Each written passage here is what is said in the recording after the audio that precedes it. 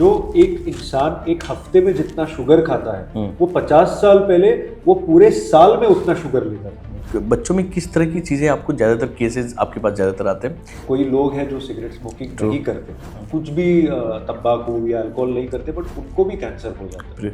India का एक special चीज़ है, जो अच्छी बात या बुरी वो तो मुझे पता नहीं, बट यहाँ पे लोग को टॉलरेंस बहुत ही ज़्यादा है। तनाव भी एक रीज़न हो सकता है मसल्स पेन का? बिल्कुल हो सकता है। बच्चों के डाइट में क्या ऐसा रखें कि उन्हें इस तरह की चीज़ों को फेस ना करना पड़े? फ्रेश ग्रीन लीफी वेजिटेबल्स है या फ्रेश एग है या मीट है। हमारे देश में जो एक्सरसाइज का एक ट्रेंड है वो सरप्राइजिंगली कम है। जो पर्सन्स जिम जाते हैं वो प्रॉपर वार्म अप नहीं करते। जिम अगर कोई कर रहा है, इंजरी हुआ, तो उसके लिए gym is not the only option.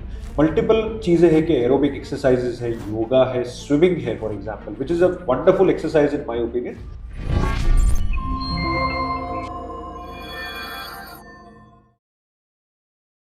भागदौड़ भरी जिंदगी में थकना मना है, रुकना भी मना है।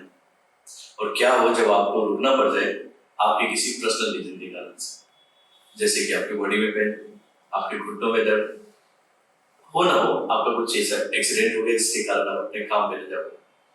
आज हमारे बीच हैं एक ऐसे ही ऑर्थो सर्जन जिनसे हम जानेंगे कि कैसे हम इन छोटी छोटी बीमारियों से दूर रहें, जैसे कि आपके घुटनों का दर्द, आपके हील में होने वाले पेन और ऐसी कोई इंजरी जिसको रिकवर किया जा सकता है अपने डाइट से, अपने वर्कआउट से।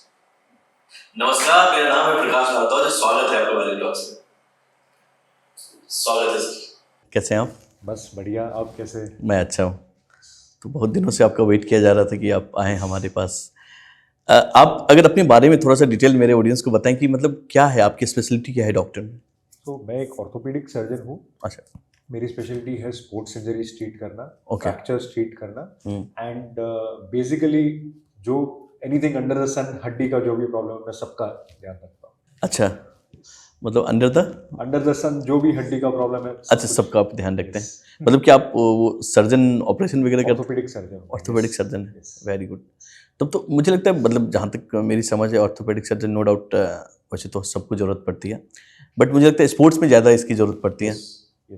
तो आपने किसी स्पोर्ट्स सेलिब्रिटी, मतलब स्पोर्ट्स वाले, मतलब किसी प्लेयर और ऐसे किसी को भी ट्रीट किया आपने? यस। सो मेरे पास मल्टीपल स्पोर्ट्स के प्लेयर्स आते हैं। अच्छा। Lot specially from football, because मेरा खुद का इंटरेस्ट है फुटबॉल में। ओके। एंड काफ़ी नेशनल टीम प्लेयर्स भी आते हैं, and district level, state level, city level के काफ़ी प्लेयर्स आते हैं मेरे पास। अच्छा, कोई फेमस प्लेयर अगर नाम बता पाएँ आप तो? तो सुनील छेत्री को भी जानता हूँ मैं। अच्छा, एंड ट्रीट किया है उनको कभी? ऐसा नहीं? यस, बात हुई है, ट्रीट भी किया है मैंने। अच्छा, वेरी गुड। यस। खैर, ये तो अलग टॉपिक था। ये बड़ा, मतलब मुझे लगता है ये सब्जेक्ट एक ऐसा है कि जहाँ पे मुझे लगता है कि इंडिया में कम लोग अवेयर हैं। अवेयरनेस मतलब कि मुझे याद है कि जब छोटे शहरों में अगर हल्का मूंछ आ गया, कुछ दर्द हो गया, तो लोग क्या करते हैं कि छोटा ट्रीटमेंट आसपास ही ले लेते हैं। लोगों के पास बहुत सारे ट्रीटमेंट भी हैं, तेल मालिश कर लो, नस इधर चला गया हुआ, ये सब करना सही लगता है? ये सही है ये सब? कुछ हद तक हाँ कर सकते हैं, अगर माइनर इंजरीज है कि, बट अगर वो एक्सपर्ट नहीं है उन चीज़ का, तो मतलब उन चीज़ों का नहीं एक्सपर्ट करना चाहिए, क्योंकि वो अच्छा होने से नुकसान होने का ज़्यादा पॉसिबिलिटी है उसमें। एंड अगर वो बराबर कारण ढूंढ के उसका इलाज नहीं किया, तो आगे जाके उनको, अगर वो लेट से अगर लोकल कुछ स्पोर्ट्स खेलते हैं या फिर उनका काम ऐसा है कि उनको चलना बहुत है, उनको वजन बहुत उठाना है हाथ से, तो अगर वो ऐसे पर्सन को अगर कुछ इंजरी हुआ और उसका सही समय पे सही इलाज नहीं किया, तो आगे जाके वो काम उसका जो कर रहे हैं उसमें भी प्रॉब्लम हो सकता है। तो it is very important to treat the right thing at the right time. ठीक है। अब मैं थोड़ा सा आपका बेसिक इंट्रोडक्शन जानना चाहूँगा कि मतलब आपने कहाँ से पढ़ाई की और कैसे आप यहाँ पे आ गए? मुझे तो खुद आप कुछ एक्टर जैसे लग रहे हैं। Thank you, thank you. So I am a true blue Mumbaikar. मेरा जन्म मुंबई में ही हुआ है, एंड मेरी मेजॉरिटी पढ़ाई मुंबई में ही हुई है। Okay. After finishing my schooling and 11th-12th, मेरा जो मेन पढ़ाई है KM हॉस्पिटल मुंबई में हुआ है, परेल में। And after that I was working for a long time in Bombay hospital as well, Mumbai में। Okay. Yes, and I also have degrees from the UK and the US. US में भी मैंने कुछ टाइम काम किया है. So just to get an idea of the system, कि हमारे और एक International यूएस में, जैसी कंट्री में right. डिफरेंस क्या है, Right. एंड वहाँ की जो अच्छी चीज़ है वो मैं अपनी पढ़ाई में और ट्रीटमेंट में ले सकूँ, और यहाँ पे भी I can give the people the same thing. तो आप प्योर मुंबई कर रहे हैं, बिल्कुल ठीक है। और प्रैक्टिस अभी आप मुंबई कर रहे हैं या कहीं बाहर? प्रैक्टिस में भी मुंबई में ही करता हूँ मैं। अच्छा। मेरा main practice Andheri west Juhu Vile Parle area में है, ओके। एंड काफ़ी हॉस्पिटल से अटैच भी हूँ मैं, so I operate at a lot of places. अच्छा, आपके पास तो नो डाउट रेगुलर कुछ ना कुछ केस तो आते ही होंगे, बट जो रेगुलर केसेस है उसमें कौन सी कॉमन इंजरी है जो आपको लगता है कि ये तो ऐसे बहुत सारे केस आते हैं अपने पास में? तो so commonly starting from the most common, घुटने का दर्द है, गर्दन का पेन है, बैक का पेन है, ये सबसे कॉमन आता है। रीज़न भी उसके पीछे क्यों है कि जो ऑफिस आवर्स है, कंप्यूटर पे बैठना, डेस्क पे बैठना, वो लोग का यूजुअली एवरीडे 8 से 10 घंटा तो हो ही जाता है। तो इस कारण से जो नेक पेन है, बैक पेन है, नी पेन है, ये सबसे कॉमन आता है। राइट। एंड जो इंजरीज मेजर अगर देखें तो स्पोर्ट्स रिलेटेड इंजरीज काफ़ी आती है, कि नी ट्विस्ट हो गया, या शोल्डर इंजरी है, कि लिगामेंट इंजरी है नी में, या शोल्डर में रोटेटर कफ का टेयर है, तो ये कॉमनली ऑपरेटिव जो देखते हैं इंजरीज सबसे कॉमन आती है। मतलब एक तो जैसे आपने बीच में एक अच्छा हुआ कि एक रीज़न भी बता दिया कि लोग सिटिंग आवर लोगों की ज़्यादा है, और क्या कभी कुछ ऐसा कुछ डाइट के कारण भी ऐसी इंजरी आती है, ऐसा पेन आता है कि जैसे हो सकता है कभी विटामिन डी के कारण बहुत लोगों को बैक पेन की दिक्कत होती है? Yes, absolutely. अच्छा है आपने एक क्वेश्चन पूछा, बिकॉज स्पेशली आफ्टर कोविड जो 2-3 साल जो लोग का घर पे बैठना हुआ था, वर्क फ्रॉम होम जो कंसेप्ट अभी आया है, तो इस चीज के वजह से लोग का सनलाइट एक्सपोजर है, लोग का एक्सरसाइज का अमाउंट, जो अभी जो पहले रोज लोग ऑफिस चल के जाते थे, ट्रैवलिंग इतना होता था, स्पेशली वर्क फ्रॉम होम जब से चालू हुआ है, तब से ये चीज जो बेसिक फिजिकल एक्टिविटी है एक एवरेज पर्सन का, वो काफी कम हो गया है। As per some reports it's more than 60 to 70% less compare to जो पहले था प्री कोविड। तो इस कारण से एज यू नो कि अगर कुछ चीज़ का इस्तेमाल करें तो ही वो चलती है, तो अगर अपन घर पे ही बैठे रहे, एक्सरसाइज नहीं है, तो इस कारण से ओवर टाइम जो मसल्स की स्ट्रेंथ है, बोन का स्ट्रेंथ है, बोन डेंसिटी जो कहते हैं, वो कम हो जाती है, बिकॉज ऑफ विच पेन्स जो एक्स है, पेन्स है, वो बढ़ जाते हैं उस कारण। विटामिन डी की बात करते हैं, मुझे लगता है कि मेट्रो सिटी में जहाँ पे हम लोग ज़्यादातर टाइम या तो घर में होते हैं या ऑफिस में होते हैं, और विटामिन डी मुझे लगता है सबसे ज़्यादा प्रॉब्लम, एक मेजर प्रॉब्लम आती है यहाँ पे।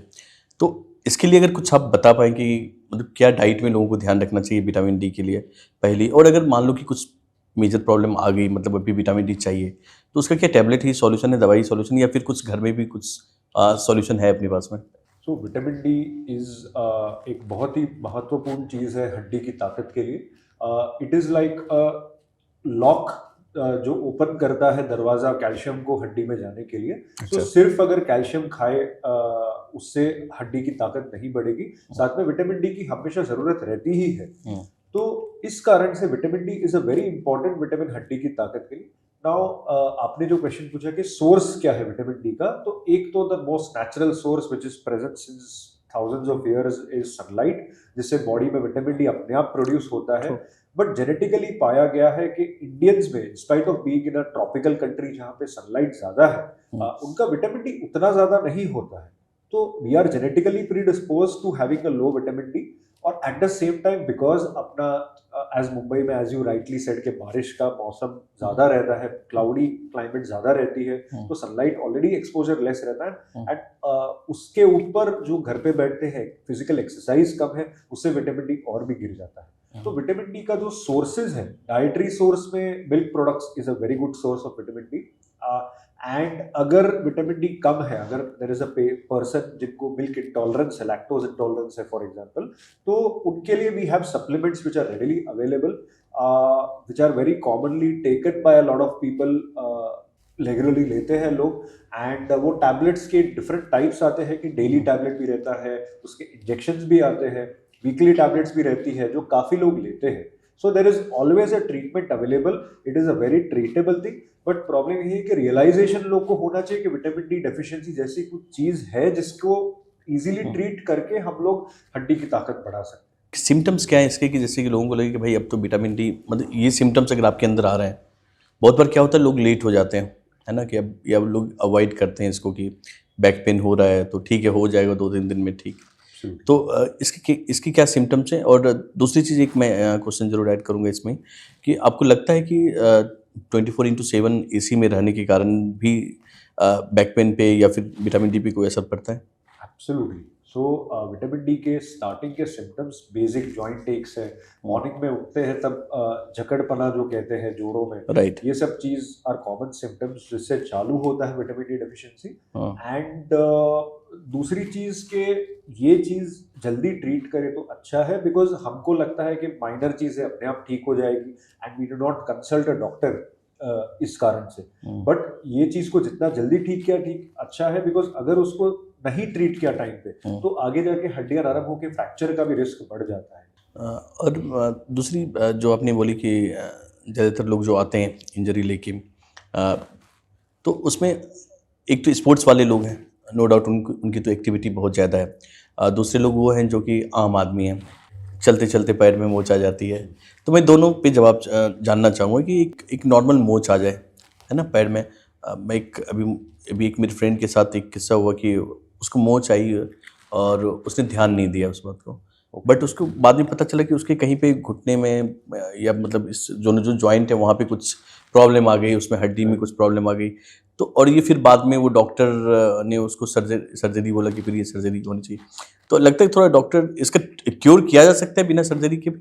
ऐसा कोई सॉल्यूशन है अपने पास में, बिल्कुल। या फिर सर्जरी की जरूरत ही पड़ती है? बिल्कुल 100%। सो सर्जरी जो ट्रीटमेंट का जो स्पेक्ट्रम है उसका लास्ट ऑप्शन सर्जरी है। उसके पहले काफ़ी ट्रीटमेंट्स अवेलेबल है। सिंपल चीज़ जो कोई भी एक इंसान अगर उसको मोच आई एंकल में, जो फर्स्ट चीज़ जो हम बोलते हैं बेसिक ट्रीटमेंट राइस थेरेपी रहता है। Rice is RICE rice. So rice का R is rest, I is ice pack लगाना, और इमोबिलाइज मतलब उसको हिलने नहीं देना वो पार्ट को। C इज कंप्रेशन करना कि गरम पट्टा लगाना है या कुछ कपड़ा लगा के रखना है उस पर। एंड E इसके एलिवेशन, एक तकिए के ऊपर पैर रखना। तो इमीडिएटली अगर ये ट्रीटमेंट किया तो जो कॉम्प्लिकेशंस हो सकते हैं लिगामेंट इंजरी या एंकल स्प्रेन से, वो 50% से ज़्यादा कम हो जाते हैं। And on top after that it would be the right thing कि आप डॉक्टर से हड्डी के डॉक्टर से एक बार मिले, उनको एग्जामिन करने दे कि एक्सरे करना है या फिर कुछ दवाई देनी है, जो भी है वो ट्रीटमेंट इमीडिएटली हुए तो बेटर है। एंड उसके बाद भी अगर देर इज सम इशू तो always there is physiotherapy and other options जो अवेलेबल है कि एक्सरसाइज करना या फिर रिहैब करवाना। तो मल्टीपल ऑप्शंस है, फाइनल जो सर्जरी है उसके पहले। ठीक है। Physio is part of ortho? Physio is not a part of ortho. आपने बोला कि जैसे कि ortho So physiotherapist is a completely different profession. उसकी अलग डिग्री रहती है, अच्छा। Bachelors masters, and they are the best at what they do. उनको एग्जैक्टली पता रहता है कौन सा मसल में कितना इंजरी है, कौन सी लिगामेंट को कितना रिहैब करवाना है। But it is the duty of an ortho कि उनको सही दिशा दे के क्या करना है।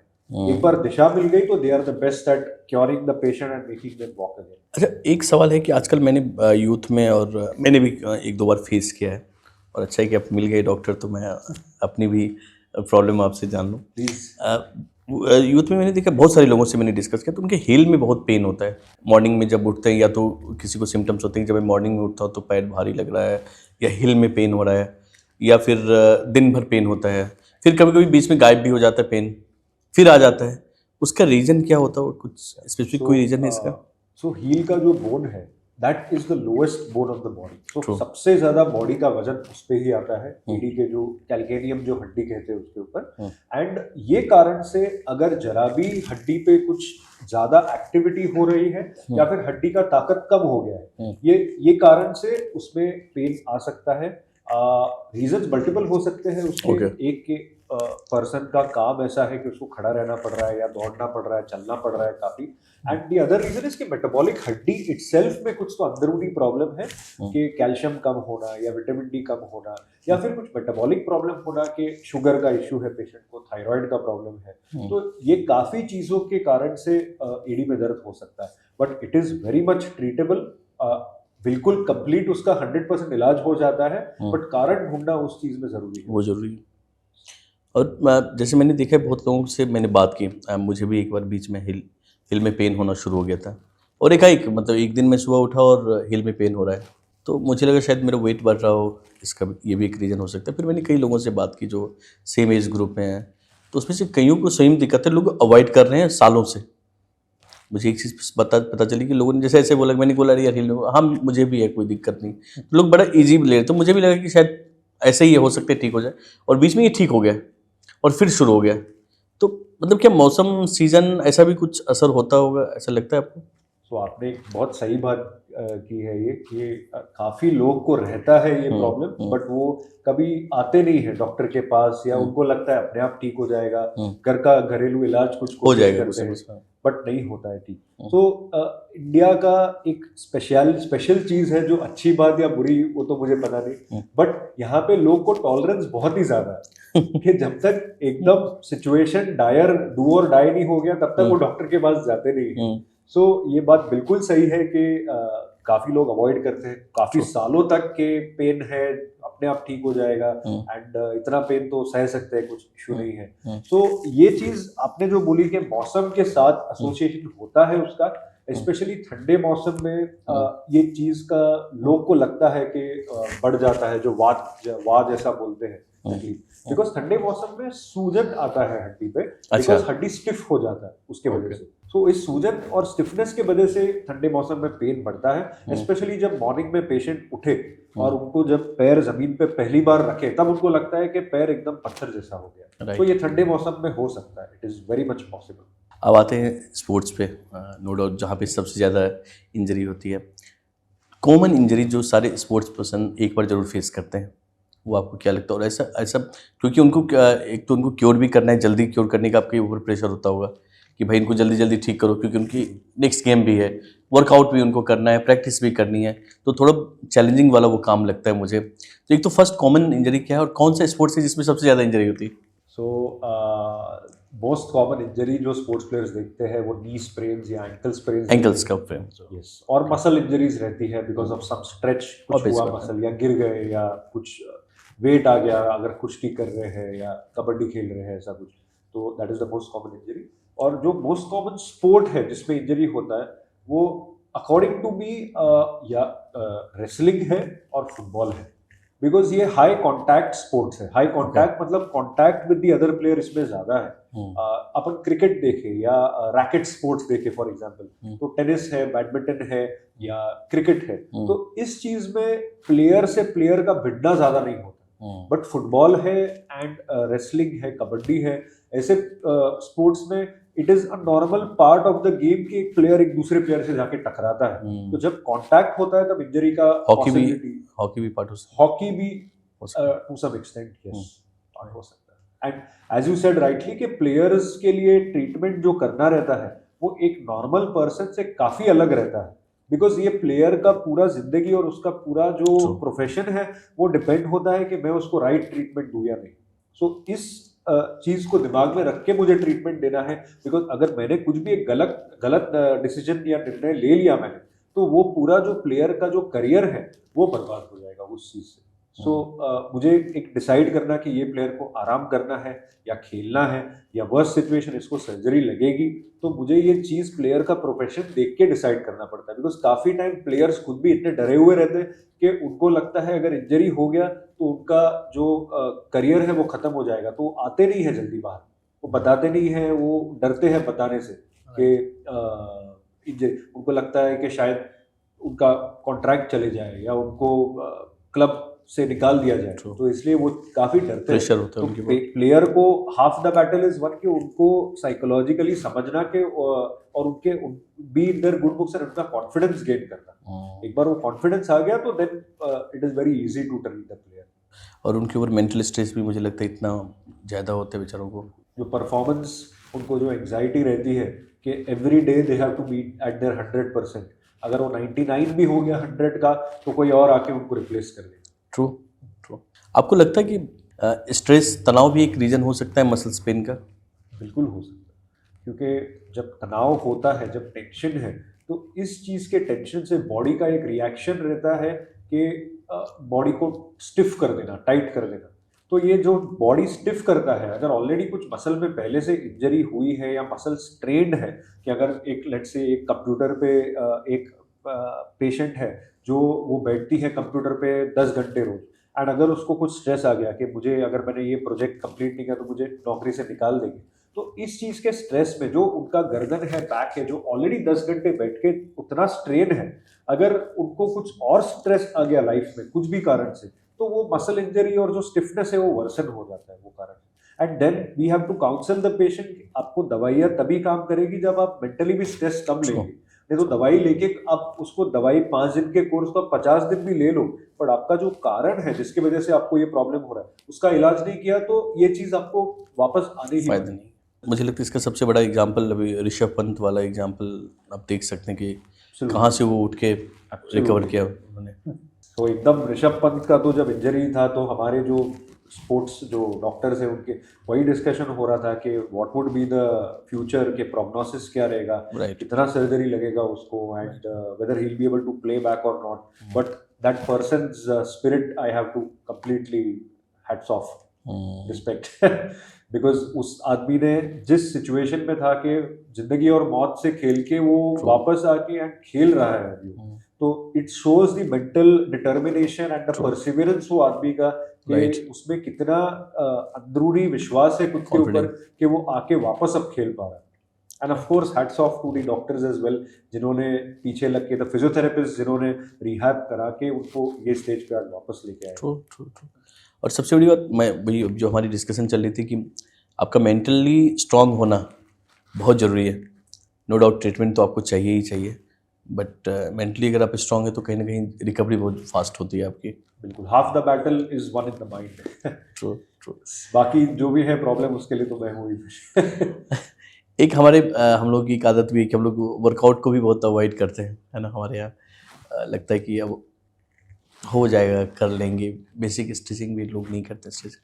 तो आपको लगता है कि कुछ बेसिक चीज़ अगर आप बता पाएँ कि ये अगर 2-3 काम बेसिक आप कर लें सुबह उठते वक्त तो आपको दिक्कत नहीं होगी। मतलब नो डाउट कोई एक्सीडेंट हो जाए तो अलग बात है, बट ऐसे बॉडी में कोई स्टिचिंग और ऐसा कोई पेन नहीं आएगा, नसों में कोई दिक्कत नहीं होगी, मसल्स पेन नहीं होगा, ऐसी कुछ 3-4 चीज़ें आप बता पाएँ तो। सो राइटली सेड कि हमारे देश में जो एक्सरसाइज का एक ट्रेंड है वो सरप्राइजिंगली कम है, वो बढ़ रहा है। जो यंगर जनरेशन है उनको फिटनेस और हेल्थ का जो इम्पोर्टेंस है वो धीरे धीरे समझ आ रहा है। बट मेजर पॉपुलेशन है जो कि बैठे हैं जो बहुत ही ज़्यादा आलस्य करते हैं। बिल्कुल। इनफैक्ट जो जॉब जा रहे हैं बेचारे, जिनको 9 to 5 जॉब करनी है, आने जाने में ही टाइम बर्बाद हो जाता है, बहुत देर तक बैठे रहते हैं, खड़े भी जाते हैं, खड़े ट्रेवल करते हैं, और स्ट्रेस भी है उन लोगों के ऊपर। तो आपको मतलब वैसे लोगों के लिए कुछ एक बेसिक टिप्स हो कि भाई ये काम 4-5 काम कर लो, सुबह उठा आपने 10 पुशअप कर लिए, एग्जाम्पल मैं बता रहा हूँ, आप बेहतर बता पाएंगे, ऐसा कुछ अगर बता पाएँ आप लोगों के लिए। सो बेसिक स्ट्रेचिंग करना चाहिए। आई वुड से इफ टाइम मिले आपको तो आप थोड़ा ब्रिस्क वॉकिंग या जॉगिंग कर सकते हैं।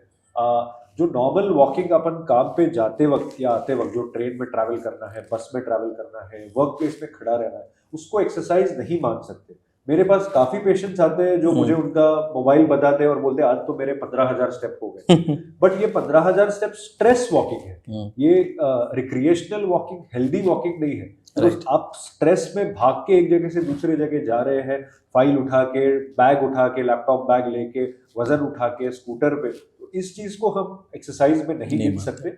Exercise purely walking, brisk walking, jogging रहेगा।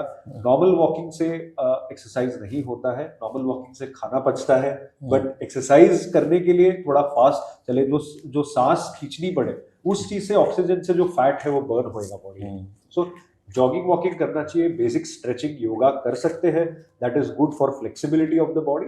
And eight the same time सिर्फ एक्सरसाइज इंपॉर्टेंट नहीं है कि आप आधा घंटा एक्सरसाइज करें, that is good for your health, but बाकी का जो 23 घंटा जो है दिन का, उसमें भी आपका डाइट कैसा है, आपकी नींद मिल रही है कि नहीं बराबर, ये सब चीजें हेल्थ डिसाइड होता है। अपन ने कितने एग्जाम्पल सुने रहेंगे कि पर्सन एक्सरसाइज करता है, रोज 10 किलोमीटर जॉगिंग करता था, ट्रेडमिल करता था, but at the age of 40-45 उसको हार्ट अटैक आया नहीं। So stress is a very important factor in this. बराबर वो पर्सन अगर खाना नहीं खा रहा है, डिनर 2 बजे कर रहा है रात को, लंच 4 बजे 5 बजे कर रहा है, वो पर्सन 3 घंटा सोता है दिन का, तो यू कैन नॉट एक्सपेक्ट कि आधा 1 घंटा एक्सरसाइज करके अपना वो पूरा चीज में कॉम्पनसेट कर लूंगा। So everything is a balance, diet है, एक्सरसाइज है एंड खाना है। जो ये 3 चीज भी अगर एक पर्सन संभाल पाए बराबर, तो उनका मेजॉरिटी जो हेल्थ प्रॉब्लम्स है दैट कैन बी प्रिवेंटेड। और डाइट में ऐसा कौन सी चीज़, मतलब बेसिक चीज़ें ये तो अपनी डाइट में रखनी चाहिए, ऐसा कुछ बता पाएं कि मतलब सुबह उठो ये तो बेसिक आमले का जूस पी लिया या फिर कुछ तो आप अगर बता पाएंगे जिससे कि ये बेसिक प्रॉब्लम ना हो। राइट। एक्सीडेंट की बात अलग है, तो अगर कुछ डाइट में बता पाएं लोगों को क्या खाना चाहिए। डाइट में protein intake, fat intake and carbohydrate का बैलेंस होना चाहिए। प्रोसेस्ड फूड्स रहते हैं जो वो अवॉइड करने चाहिए। फ्रेश ग्रीन लीफी वेजिटेबल्स है या फ्रेश एग है या मीट है, जो भी पर्सन का जो फ्रेश डाइट है वो लेना चाहिए। एंड जो भी कुक करके सब्जी है जैसे भी, बट घर का खाना जो है नथिंग कैन बीट दैट। जो 50 साल पहले 100 साल पहले जो लोग थे उनको पता नहीं था कि प्रोटीन क्या रहता है, उनको पता नहीं था कि फैट क्या Right. रहता है। उनको उनके टाइम पे ऐसे बॉटल्स नहीं आती थी कि ये मल्टीविटामिन की गोलियां आप खा लो। वो सिर्फ नॉर्मल जो देसी खाना है, घर का खाना है, रोटी है, सब्जी है, वो खाते थे and they could easily survive till 90 years of age. तो ये चीज एक मिसाल है कि you don't need to have a lot of vitamins, you don't need to have a lot of supplements, you don't need to have a lot of whey protein powder या branch chain amino acids जो आजकल के trend में है। आप normal खाना खाएंगे, घर का हेल्दी खाना खाएंगे, सही टाइम पे खाएंगे, दैट इज मोर इम्पोर्टेंट। और जैसे विटामिन डी की जो हम लोगों ने शुरुआत में डिस्कस की, अगर उसकी डिफिशियंसी है तो क्या खाने में क्या बढ़ाना चाहिए लोगों को। खाने में मिल्क प्रोडक्ट्स बढ़ाना चाहिए कि पनीर है, मिल्क है, योगर्ट है, जो भी बेसिकली मिल्क प्रोडक्ट्स है वो बढ़ा सकते हैं। विटामिन डी ज़्यादा फूड से नहीं मिलता है। ये भी जो आप खाएंगे वो कैल्शियम अपना इंटेक बढ़ाएगा।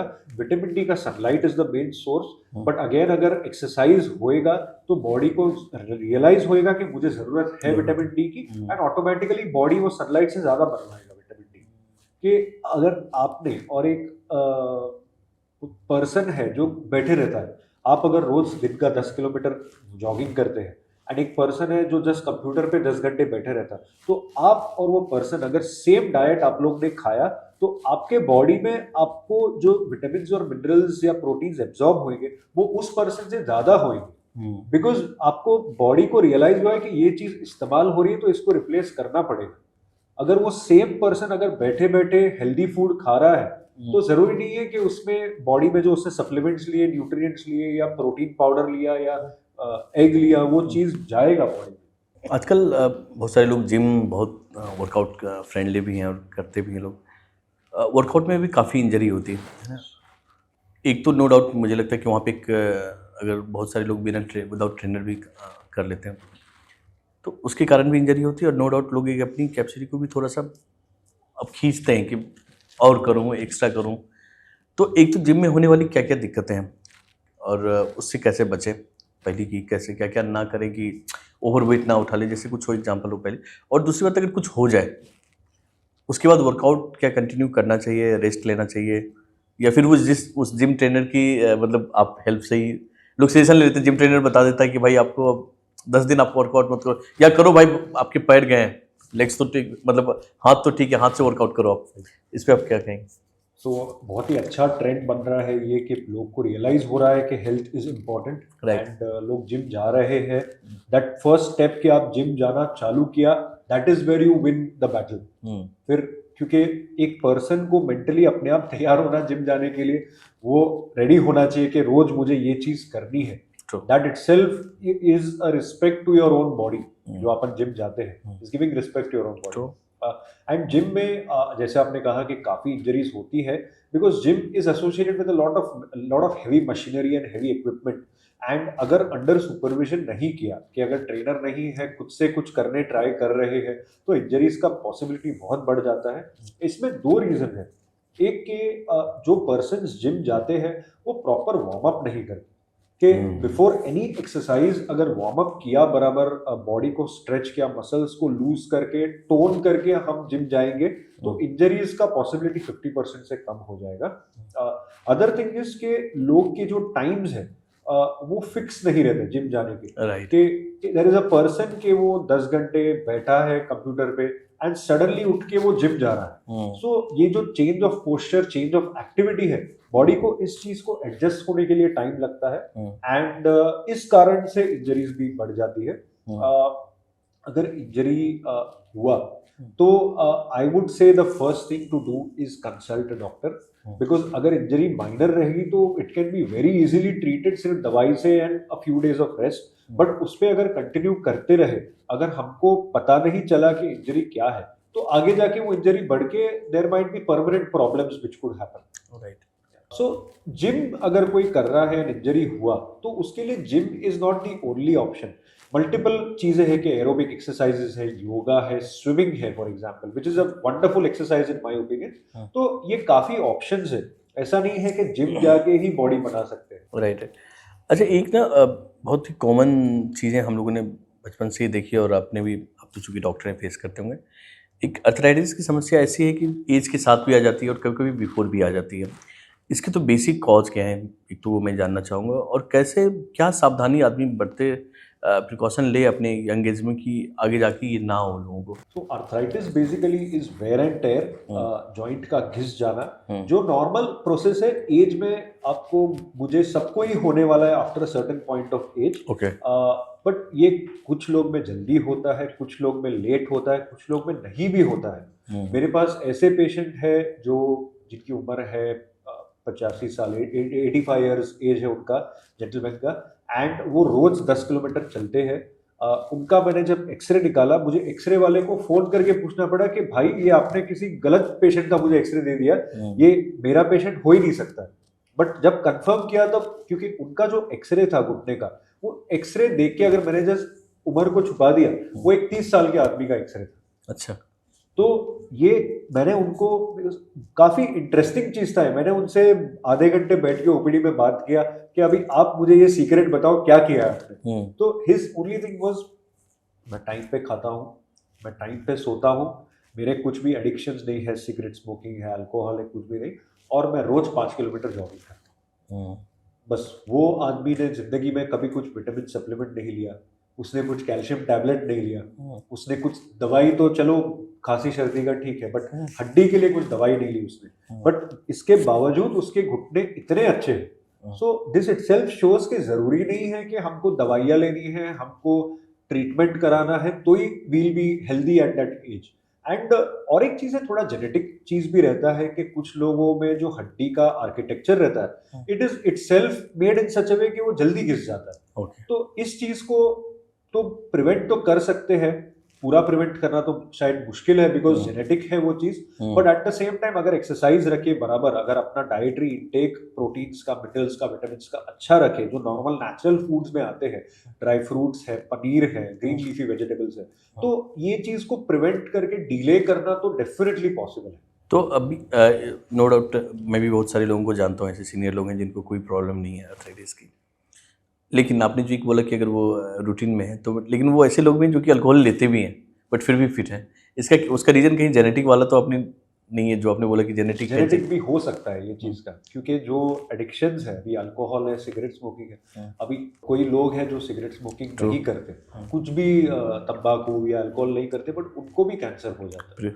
बट ये चीज है कि एक प्रोबेबिलिटी है कि अगर अल्कोहल स्मोकिंग कर रहा है पेशेंट, तो उसका जो हड्डी का जो डेंसिटी है, मतलब हड्डी का जो सीमेंट है, उसकी ताकत कम हो जाती है। एंड ये कोई पर्सन में 50% भी हो सकती है, कोई पर्सन में वो 80% भी हो सकती है। बट ये द होल थिंग डिपेंड्स के उसका जेनेटिक मेकअप कैसा है। तो it is always 50-50 of both, कि आपका लाइफस्टाइल कैसा है एंड आपका जेनेटिक्स कैसा है। एक चीज पे ये पूरा डिपेंड नहीं हो सकता।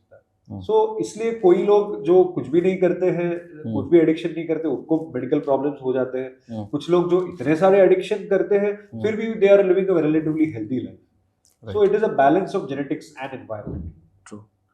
तो किसी आदमी का मजबूत होना structure wise, no doubt mentally, वो उसके जेनेटिक पे डिपेंड करता है। एक चीज़ और मैं जानना चाहूँगा कि चलो हम लोग बड़े आदमी की दिक्कतें हो सकती हैं, उनकी हैबिट के कारण भी, उनको कुछ या वर्कआउट के कारण बहुत सारे बच्चों में प्रॉब्लम आ जाती है, जबकि उनकी तो ना कोई आदतें गंदी है, ना कोई हैवी वो वर्कआउट कर रहे हैं, और उनको देखता हूँ कि उनको वो किसी न किसी रूप से सफ़र करते हैं पेन से। तो एक तो मुझे वो बताइए कि बच्चों में किस तरह की चीज़ें आपको ज़्यादातर केसेस आपके पास ज़्यादातर आते हैं। दूसरी बात, बच्चों के डाइट में क्या ऐसा रखें कि उन्हें इस तरह की चीज़ों को फेस ना करना पड़े। जैसे आपने कहा कि बच्चों में जो हड्डी के प्रॉब्लम्स आते हैं, तो बच्चे का जो हड्डी का प्रॉब्लम का चालू होना है वो जब पेट में था तब से हो रहा है।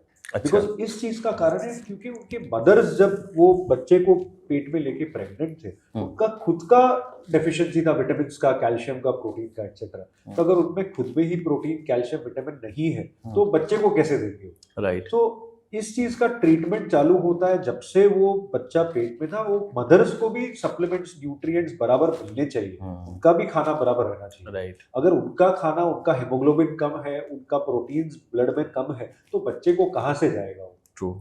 एंड अगेन आफ्टर बर्थ भी जेनेटिक पार्ट भी थोड़ा हो सकता है कि कैल्शियम, विटामिन हड्डी ले नहीं पा रही कुछ बच्चों में, but at the same time diet is a very big factor. Even exercise एक फैक्टर है कि अभी आजकल जो देखा गया है कि जो बच्चे कोविड के टाइम पे पैदा हुए हैं उनका विटामिन डेफिशिएंसी उनको ज्यादा है, बिकॉज वो जब बॉर्न हुए उनके फर्स्ट 2-3 साल में वो घर के बाहर ही नहीं गए ज्यादा। तो उनका जो एक्सरसाइज होना, बाहर गार्डन में खेलना, दूसरे बच्चों के साथ खेलना, ये सब चीज काफी कम हो गया था वो टाइम पे। सो मल्टीपल रीजंस है, dietary, genetic, physical activity and prenatal, जो पेट में थे बच्चे वो टाइम से जो कॉज है उसका ट्रीटमेंट है उसका। एक तो पहले डायग्नोस करना बराबर के रीजन क्या है इस चीज के हड्डी के पेन का। वो ब्लड टेस्ट हो सकता है, एग्जामिनेशन हो सकता है, एक्सरे निकालना हो सकता है घुटने का, हाथ का, पता चले कि हड्डियां कितनी नरम है। एंड डिपेंडिंग ऑन दैट उसके सप्लीमेंट, सिरप्स आते हैं, दवाइयाँ जो है वो। एंड डाइट में जो देखें तो अगेन मिल्क प्रोडक्ट्स है, एग्स है, एंड हेल्दी वेजिटेबल्स है, सैलड्स है, उस चीज से उसका रिप्लेसमेंट हो जाता है। अब कुछ बच्चे, जैसे कि कुछ बच्चे या कुछ फैमिली वेजिटेरियन होती है, कुछ नॉन वेज होती है, नॉन वेजिटेरियन होती है। बहुत सारी चीज़ें नॉन वेज में थोड़ी इजी अवेलेबल है इन टर्म ऑफ प्रोटीन या विटामिन, और वेज में भी है। तो बच्चों की डाइट में अगर कुछ बेसिक चीज़ें हम बता पाएँ, ऐसी चीज़ें कि ये अगर 5 चीज़ें आपने बच्चों को दिया बचपन से, तो हड्डी की प्रॉब्लम मतलब जेनेटिक या डाइट वाइज तो नहीं होगी, आगे हो सकता है कि दूसरे रीजन से हो, बट आपकी डाइट के कारण तो ये प्रॉब्लम नहीं होगी। ऐसे कुछ 5 डाइट अगर आप बता पाएँ। सो मिल्क है, हाँ। फ्रेश वेजिटेबल्स है। जैसे मिल्क के, मैं बीच में आपकी बात कट कर रहा हूँ, मिल्क के लिए बहुत सारे डॉक्टर आज के डेट में मैं देखता हूँ वीडियो में मना भी करते हैं कि बहुत ओवर मिल्क नहीं देना चाहिए बच्चों को। सो एनीथिंग एक्सेस में तो it is bad, but in basic requirement तो एटलीस्ट बच्चे का हो जाना चाहिए कि अगर वो एक लिमिट से ज्यादा अगर देंगे तो ऑटोमेटिकली बच्चे का वजन और बढ़ जाएगा, घुटने पे वजन और गिरेगा, एंड वो घुटने पे तकलीफ बढ़ जाएगा उस चीज से। बच्चे बहुत सारे फास्ट फूड भी देखता हूँ, बच्चे बहुत ज़्यादा इंटरेस्टेड होते हैं फास्ट फूड खाने में। ये चीज का एक स्टेटिस्टिक आया था मेरे पास कि बच्चे या एडल्ट्स अभी अब आज के टाइम में जो एक इंसान एक हफ्ते में जितना शुगर खाता है वो 50 साल पहले वो पूरे साल में उतना शुगर लेता था। सो इस चीज का जो इम्पैक्ट हो रहा है हमारे हेल्थ पे, पॉपुलेशन पे, जो डायबिटीज बढ़ रहा है, कोलेस्ट्रॉल बढ़ रहा है, ब्लड प्रेशर बढ़ रहा है, it is another pandemic waiting to happen. तो डाटा डराने वाला है, यस, शुगर इतना कंज्यूम करना। एंड ये चीज कैसा है कि इसको एक टेम्पटेशन है कि हम भी अगर जाए एक आइसक्रीम की दुकान में जाके इतने सारे फ्लेवर, इतने कलर्स देखे तो हमको एक स्कूप तो खाने का मन हो ही जाता है। एंड जो स्पेशली अभी एक कॉफ़ी का, एक कमर्शियल कॉफ़ी का अगर आइस कैपुचिनो आपने लिया तो उसमें जो अमाउंट ऑफ शुगर रहता है that is probably equivalent to 4 cans of a cold drink. So इतना शुगर जो हम ले रहे हैं अंदर कहाँ जाएगा वो बॉडी में? और शुगर का कनेक्शन तो है ही हड्डी से, शुगर का कनेक्शन तो है ही हड्डी से। डायबिटीज भी हड्डी को नरम करता है, बढ़ा हुआ शुगर भी अगर बॉडी उसको प्रोसेस करने में एनर्जी लगा रहा है तो बाकी जो हड्डियों को स्ट्रेंथ देने में एनर्जी वो कम हो जाता है। तो बच्चों के डाइट पे तो खासकर ध्यान देने की क्योंकि आज के जो बच्चे डाइट लेंगे वो 30 साल बाद जाके उनके बच्चों को क्या डाइट देने वाले हैं। अगर आज उन्होंने सीखा कि ये डाइट नॉर्मल है, जो एक्चुअली गलत डाइट है कि फास्ट फूड है, बर्गर्स है, पिज्जाज है, फ्रैंकीज है, ये चीज को अगर रोज के डाइट में उन्होंने स्टेपल डाइट बना दिया तो 30 साल बाद जब उनके बच्चे होंगे तो वो चीज उससे भी ज्यादा खराब हो जाएगा 30 साल बाद जाके। अच्छा, एक हमारी सोसाइटी में एक और चीज़ है कि नो डाउट मिडिल क्लास में, लोअर मिडिल क्लास में कि फीमेल घर का काम कर रही हैं, लोग हाउस वाइफ होती हैं और वो ना हमेशा इग्नोर करती हैं वर्कआउट को। और जब एक मेजर हमारी पॉपुलेशन है महिलाओं की और वो इस पर एकदम ध्यान नहीं देती हैं, ना उनका डाइट फिक्स होता है कि उनको कब खाना है वो भी नहीं उस पर ध्यान देती हैं। और उनके रूटीन्स अजीब से होते हैं। बहुत सारे लोग मैं बहुत सारी महिलाओं को देखता हूँ जो अपने बेटे अपने हस्बैंड आने का वेट करते हैं, उसके बाद खाएंगे। आदमी तो बाहर कुछ ना कुछ खा रहा होता है, लेकिन महिलाओं को देखता हूँ वेट करते हैं। और उनमें ज़्यादातर मुझे दिखता है ये अर्थराइटिस वाली तो प्रॉब्लम आती है, और बाकी उनको कमर दर्द, बैक पेन, ये सब तो मैंने बहुत ही कॉमन देखा है। तो एक तो महिलाओं के लिए एक तो क्या उनको अपने रूटीन में ऐसा कुछ करना चाहिए जिससे उनकी डेली की जो लाइफ है ना, उनको काम करने में कोई दिक्कत ना हो। और दूसरी चीज़ ये कि महिलाओं में एक वेट बढ़ने वाली भी चीज़ें थोड़ी फास्ट होती है कि उनका वजन वजन भी बहुत जल्दी बढ़ जाता है आफ्टर मैरिज। तो दोनों चीज़ों पे आप बताते महिलाओं के लिए कितना वेट ट्रेनिंग ज़रूरी है, और जो उनका वेट बढ़ रहा है उसको कैसे वो कंट्रोल करें डेली लाइफ में। सो पहली चीज़ के महिलाएं जो घर का काम करते हैं, the amount of tiredness and जो एफर्ट डाल रहे हैं, वो probably it is more than जो पर्सन बाहर जाके एक ऑफिस में बैठ के जो कर रहा है। राइट। सो इट्स अमेजिंग कि वो इतना सब चीज़ एक साथ संभाल के still they are having a balanced life. आप जैसे बोले एग्जैक्टली कि वो पति के लिए वेट करते हैं कि जब वो आए और खाना खाए। सो इस चीज़ से in spite of the food being ready वो खा नहीं रहे हैं just so that they can have it with the family. तो इसमें दो प्रॉब्लम्स है। एक के बिकॉज वो घर पे है, उनका सनलाइट एक्सपोजर नहीं होता है ज़्यादा, राइट। तो इस चीज़ से विटामिन डी और विटामिन की डेफिशिएंसी ज़्यादा होने का पॉसिबिलिटी है उनमें। और अदर थिंग इज दैट वो घर पे भी एक्सरसाइज नहीं करते। ये चीज़ बोलना कि टाइम नहीं है is I would not agree with that. अगर हम हमारा जस्ट फोन में चेक करें कि आज मैंने फोन कितने घंटे देखा है, तो हमारा एटलीस्ट ऑन एन एवरेज एक इंडियन का 2 से 3 घंटा फोन देखना रोज होता ही है, चाहे वो काम के लिए हो या रिक्रिएशनल एक्टिविटी हो लाइक इंस्टाग्राम, फेसबुक, व्हाटएवर। सो अगर वो 3 घंटे से हम अगर 15 मिनट भी एक्सरसाइज को अपने आप के लिए एक इन्वेस्टमेंट कर पाए तो it is nothing wrong in that. हम जब एक डॉक्टर को जब जाते हैं, हम जो एक डॉक्टर को उनकी कंसल्टिंग फीस देना होता है, हमको थोड़ा संकोच आता है कि इतना भाई मैं क्यों पे करूँ। राइट। तो आप सोचो कि अगर आप खुद में अगर 15 मिनट को एक टाइम नहीं, एक पैसे की इन्वेस्टमेंट मानो, आपको अगर वो 15 मिनट आप रोज नहीं देंगे एक्सरसाइज के लिए, तो आपको जो 20 साल 30 साल के बाद जो हार्ट की सर्जरी लगेगी, जो डायबिटीज की दवाइयों में जो पैसा जाएगा, अगर आप वो 15 मिनट खुद के लिए दे तो आप आगे जाके वो 30-40 लाख रुपए का इन्वेस्टमेंट कर रहे हैं जो आप बचा रहे हैं अपने आप के लिए, and eight the same time leading a healthy life for all those 30 years. So 15 minute निकालना इज वेरी इजी। जस्ट वो मेंटली अपने आप से वो बैटल जीतना है, जो लेजीनेस है अपने अंदर वो निकाल के करना है एक्सरसाइज। सो महिलाओं के लिए या पुरुषों के लिए 15 मिनट निकाल के एक्सरसाइज करना इज वेरी इंपॉर्टेंट। और एक चीज जो आपने बताया कि लेडीज में स्पेशली बैक एक्स है, घुटने का दर्द है, Right. वजन बढ़ना है, ये चीज ज्यादा कॉमन होती है। तो एज वी डिस्कस, एक तो कि विटामिन इश्यूज है, एक्सरसाइज कम है, दूसरी चीज है कि पाया गया है कि जो महिलाओं का जो मेनोपॉज होता है 45-50 ईयर्स के एज पे, उसके बाद हड्डी की ताकत अपने आप धीरे धीरे कम होने लगती है बिकॉज हार्मोनल चेंजेस होते हैं। राइट। तो इस कारण से भी होता है। तो इट इज रिकमेंडेड कि 45-50 ईयर्स एज के बाद रेगुलरली अपना जो बोन डेंसिटी है, हड्डी का जो स्ट्रेंथ है, वो चेक कराते रहे एंड सप्लीमेंट्स बीच बीच में थोड़े थोड़े इंटरवल्स पे रहते रहे, जिससे वो आगे जाके हड्डियों का प्रॉब्लम ना हो। एक तो चीज़ आप मैसेज ज़रूर बोल दें हमारे ऑडियंस को कि जितनी भी फीमेल्स वो टाइम पे खाना खाएं, क्योंकि उनकी वो जो वेट करती हैं कि भाई घर में लोग आएँ जॉब से, ऑफिस से, उसके बाद वो खाना खाएं। तो प्लीज़ वो कितना नुकसान है वो ज़रूर आप बोलें, इन लोगों को बताएं सबको।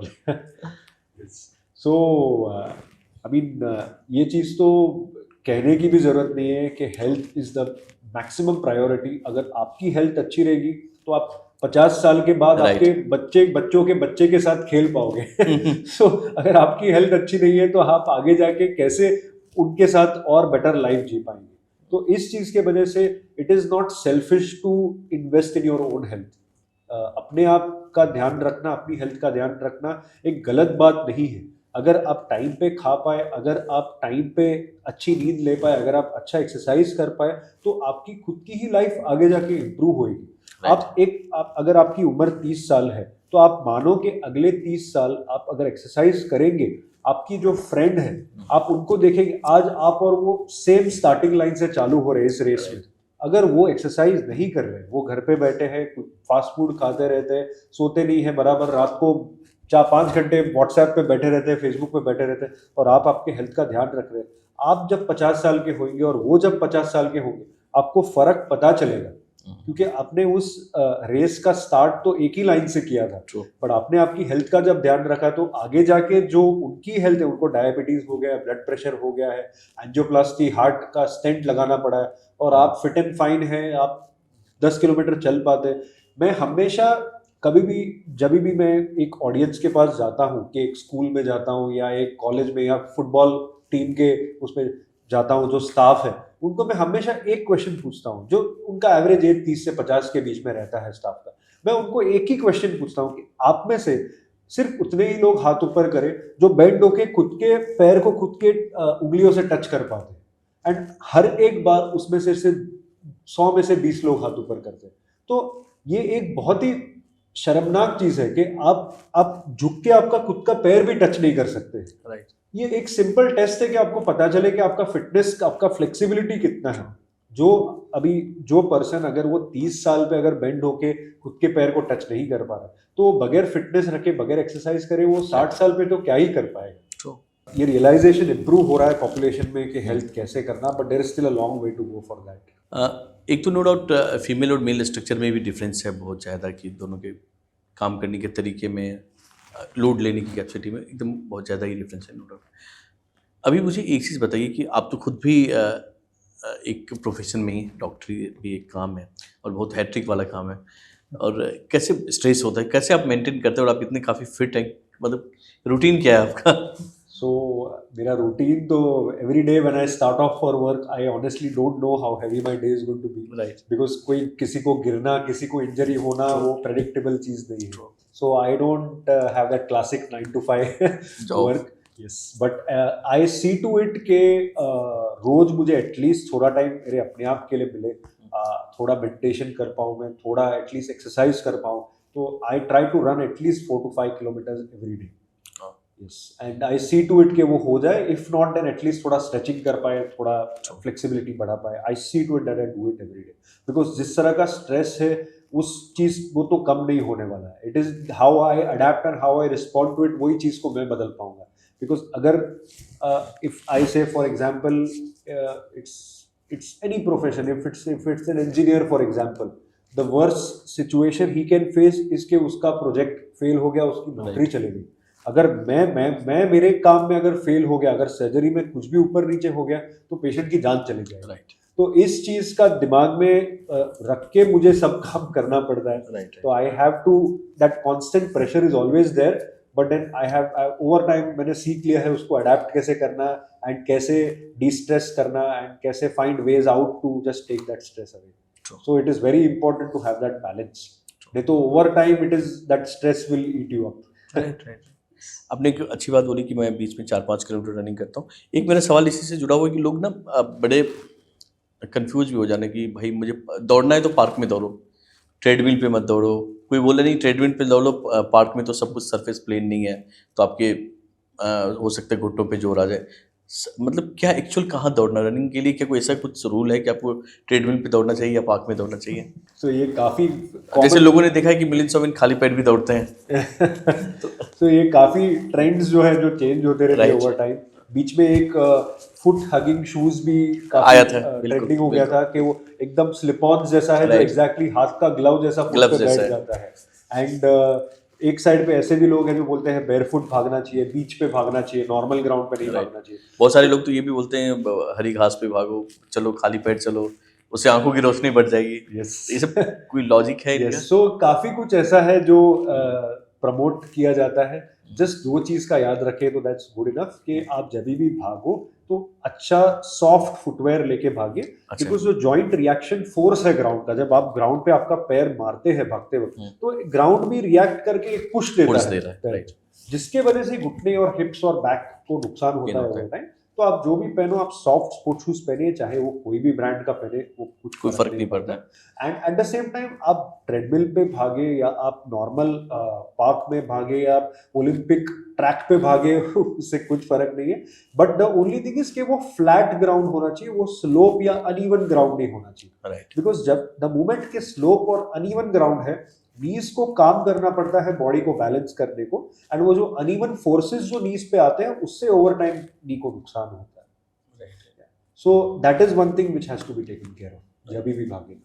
सही है, दौड़ना तो दौड़ना ही है। और जैसे आपने बोला कि बहुत सारे एडवर्टीजमेंट भी आते हैं जूतों के कि भाई ये रनिंग शूज़ है। रनिंग शूज़ क्या, बस सॉफ्ट होना चाहिए, आपके पैर में आराम मिलना चाहिए, पैर को अनकम्फर्ट नहीं होना चाहिए जूते से। आप किसी भी कंपनी के जूते पहनो, कुछ भी पहनो, कोई खास फर्क उससे ज़्यादा नहीं पड़ रहा है, क्योंकि दौड़ने वाले तो खाली पैर भी दौड़ रहे हैं। अच्छा, दौड़ने से ना बहुत बार मैंने दौड़ने से तो नहीं, बहुत बार मैंने देखा है कि लोगों के अभी बाइक से एक्सीडेंट हुआ मेरे एक फ्रेंड का, और उसके लिगामेंट में प्रॉब्लम आ गई। और बहुत बार मैंने स्पोर्ट्स पर्सनालिटी का भी सुना कि उनके लिगामेंट में दिक्कत। तो एक तो डॉक्टर ने उसको कुछ दिन बोला कि पहले मैं वेट करता हूँ, मेरे फ्रेंड के मैं बारे में बात कर रहा हूँ, उसको बोला कि डॉक्टर ने कि पहले आप वेट करो, देखते हैं ये रिकवर हो सकता है नहीं हो सकता है। फिर कुछ दिन बाद बोला कि नहीं, आपको सर्जरी की ज़रूरत है। तो ये थोड़ा बता पाएंगे हमारे ऑडियंस को कि सर्जरी की ज़रूरत कब पड़ जाती है, या नो डाउट आप खुद डॉक्टर है, बहुत बार डॉक्टर हो सकता है कि अपने लिए ही बोल रहे हो कि भाई सर्जरी करा लो ताकि उनका बिल बन जाए, होता है बहुत बार ऐसा। तो आप अगर कुछ बता पाए ताकि लोग अवेयर तो रहे कि भाई ये वाली प्रॉब्लम तो इसमें तो सर्जरी की ज़रूरत नहीं है। सो सर्जरी का करना या नहीं करना, it is again the final step कि अगर और कुछ भी ऑप्शन नहीं है कि सर्जरी तो करना ही पड़ेगा, only then we do surgery. And other thing is कि सर्जरी में भी ऑप्शंस रहते हैं। फॉर एग्जांपल आप जैसे बोले कि अगर किसी का बाइक से एक्सीडेंट हो गया और उनको पैर की हड्डी, फीमर है या टिबिया है, उसका फ्रैक्चर हो गया, एंकल का फ्रैक्चर हो गया, तो अगर वो फ्रैक्चर इतना खराब नहीं है, I for that matter try to save it as much as possible and prevent surgery के प्लास्टर से ठीक हो जाए या कुछ ब्रेस पट्टे से ठीक हो जाए। बट अगर फ्रैक्चर बहुत ही खराब है, वो जगह से हिल गया है या हड्डी का चूरा हो गया, तो then surgery is the only option to do. Surgery में भी काफ़ी ऑप्शंस रहते हैं कि प्लेट लगाना है या स्क्रूज लगाना है या नेल डालना है। So depending on the type of fracture वो डिसाइड होता है कौन से फ्रैक्चर के लिए क्या सर्जरी करना। Moving to the ligament, interesting एक आपने जो बोला कि उनको लिगामेंट इंजरी हुआ था, तो घुटने का या शोल्डर का या एंकल का जो लिगामेंट इंजरीज है, तो माइल्डर इंजरीज जो स्प्रेन्स कहते हैं हम लोग, स्ट्रेन्स जो है वो यूजुअली प्लास्टर में या पट्टे में बच जाता है।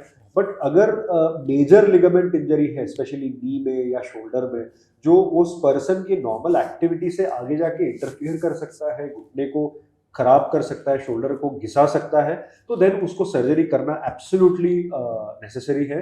एंड आजकल जो सर्जरी जो हम करते हैं वो दूरबीन से होता है, तो दूरबीन का जो कट रहता है वो भी 3 से 4 मिलीमीटर का कट होता है, तो आगे जाके वो तो पता भी नहीं चलता है कि कुछ सर्जरी हुआ है। And it gives very good results, much better than अगर पूरा खोल के काट के जो सर्जरी करें। राइट। तो मल्टीपल ऑप्शंस है, दूरबीन से ही होता है मेजॉरिटी को लिगामेंट का सर्जरी। और ये नेचुरल रिकवरी की पॉसिबिलिटी है कि लिगामेंट आपका नेचुरल रिकवर करे, मतलब विदाउट सर्जरी भी? यस, बिल्कुल है। अगर माइनर इंजरी है, थोड़ा ही फटा है लिगामेंट या खींचा हुआ है, स्प्रेन हुआ है लिगामेंट, तो अपने आप उसको रेस्ट दिया, उसको बराबर दवाइयाँ दी, पट्टा लगा के, प्लास्टर लगा के, ब्रेस लगा के ट्रीट किया, तो 99 आउट ऑफ 100 टाइम्स वो अपने आप ठीक हो जाता है, उसको सर्जरी की जरूरत नहीं पड़ती। और बहुत बार मैंने बहुत सारे केस में देखे हैं ऐसे भी कि जैसे कि लोगों ने आयुर्वेद का सहारा लिया या फिर किसी दूसरे अल्टरनेटिव ऑप्शन भी लोगों ने किए और उनका रिजल्ट मिला है उनको। तो मतलब आपको लगता है कि जो आपका ट्रीटमेंट है या आपकी जो पढ़ाई है उसके अलावा भी ऑप्शन है, क्योंकि ये तो अभी शायद दुनिया में आई है पिछले 100-200 सालों में, उससे पहले भी लोग ट्रीटमेंट तो करते ही थे, तो आपको लगता है कि आयुर्वेद और इन सब में भी जगह है इसकी? सो डेफिनेटली जगह है। हर एक फील्ड का लॉजिक और साइंस तो रहता ही है, कुछ चीज़ों का 100 साल से, कुछ चीज़ों का 1000 साल से, बट हर एक फील्ड का साइंस लॉजिक है ही उस चीज़ में। ऐसे कहना बहुत ही गलत चीज़ है कि आयुर्वेदा है वो साइंस नहीं है, वो हर एक चीज़ एक साइंस है। जब जिसने बनाया था उसने भी कुछ सोच के लॉजिक लगा के ही उस चीज़ का बनाया था। तो मेरा ये मानना है कि एक ब्रांच अकेले से सर्वाइव नहीं हो सकती है। जो इंटीग्रेटिव मेडिसिन है कि आयुर्वेदा है, होम्योपैथी है फॉर एग्जांपल, नॉर्मल जो ट्रेडिशनल नेचुरोपैथी, ये लोग नेचुरोपैथी में काफी इलाज, नेचुरोपैथी में लोग वो बहुत सारे ट्रीटमेंट करते हैं, लेप वगैरह लगाते हैं, right. So depending on the type of injury इस हर एक चीज का एक कंट्रीब्यूशन आता है वो चीज में, बट प्रॉब्लम वहां होता है जब एक पर्सन है जिसको लगता है कि एक ब्रांच सब चीज का इलाज कर सकती है, तो इस चीज का इशू है, थोड़ा थोड़ा फ्रिक्शन है सब ब्रांचेस में। बट अगर ब्रांचेस ये सब जो ऑल्टरनेटिव मेडिसिन है, एलोपैथिक मेडिसिन है, ऑर्थोपेडिक्स है, अगर ये साथ में काम कर पाए, साथ में मिलके ट्रीट करे पेशेंट को, तो पेशेंट का इलाज बेहतर और जल्दी हो सकता है। सो डेफिनेटली उनका भी एक कंट्रीब्यूशन है, बट वो कितना कंट्रीब्यूशन है वो हर एक इंजरी के लिए डिपेंड होता है। और बेसी बात है, और अच्छा हुआ कि आपने कुछ ऐसा नहीं बताया, नहीं तो बहुत बार लोग बोलते हैं कि भाई मैं नेचुरोपैथी को नहीं जानता तो मैं बोल नहीं सकता इस पे, बहुत सारे लोग बचते हैं इस पे बोलने के लिए। थैंक यू सो मच, आपने इतना टाइम दिया और इतनी सारी जानकारी दी, और उम्मीद करते हैं कि लोगों को ये एपिसोड ज़रूर पसंद आएगा और लोग अवेयर भी होंगे अपने हेल्थ को लेके। Thank you so much. Thank you.